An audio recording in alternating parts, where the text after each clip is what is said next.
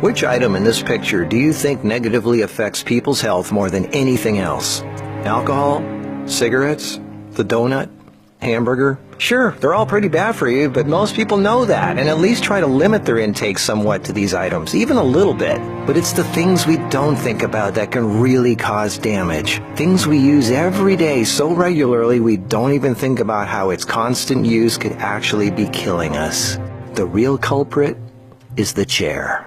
We were given legs for a reason. Most third world cultures don't even have chairs, and they walk an average of 10 miles a day. We in the modern world, on the other hand, spend most of our entire waking days sitting down. People go right from bed to sitting on the toilet, after which they sit at the breakfast table, then they sit in a car as they drive to work and spend the entire day sitting at a desk, only getting up to sit in the toilet and in the cafeteria. Then they sit in the car to drive and sit at the local bar for happy hour. Then when they've had enough of that, they go drive home and spend the rest of the day sitting in a comfortable chair watching TV before they crawl to bed to recover from all the physical exertion that day. And when people go out, they sit at a restaurant or a movie theater. Sitting all day is far worse for you than you might think. A 2010 American Cancer Society study following over 123,000 people from 1993 to 2016 found these alarming results. People who were inactive and sat for over 6 hours a day were 94% more likely to die during the time period studied than those who were physically active and sat less than 3 hours a day.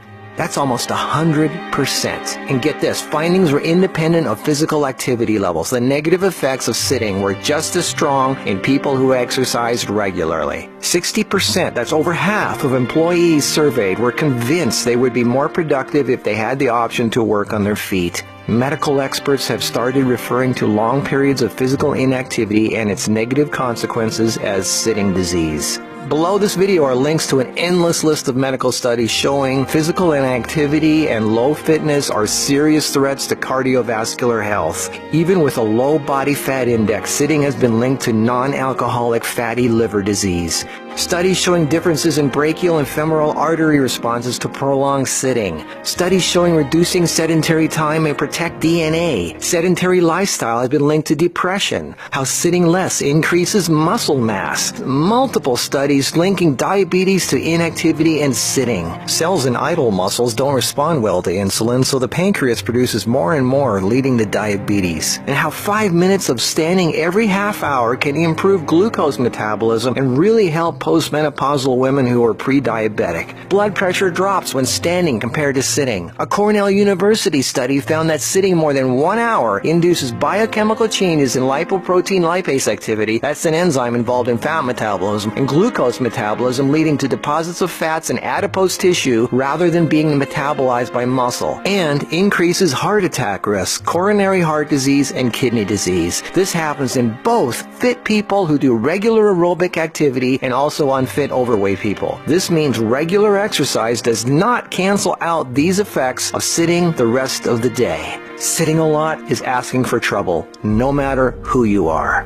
Another study at the University of South Carolina found that men who reported more than 23 hours a week of sedentary activity had a 64% greater risk of dying from heart disease than those who reported less than 11 hours a week. And many of these men routinely exercised. Cholesterol, blood sugar, triglycerides, diabetes, heart disease, and a number of health problems all became apparent. Studies have linked sitting to a greater risk for colon, breast, and endometrial cancers. Sitting for long periods of time can cause blood clots to form, which can travel to the brain, causing a stroke. Speaking of blood clots, lungs are twice as likely to develop pulmonary embolisms. Lack of physical activity leads to hypertension, high blood pressure, sleep apnea, snoring, compression of spinal discs, herniated lumbar discs. The Washington Post reported sitting a lot also causes leg disorders, varicose veins, swollen ankles, deep vein thrombosis, muscle degeneration, hip pain, and worst of all, a limp, sagging rear end because the glute muscles not only don't get used, circulation is cut off from the weight of the whole body pushing down on it. Medical News Today announced that our chairs are slowly but surely killing us.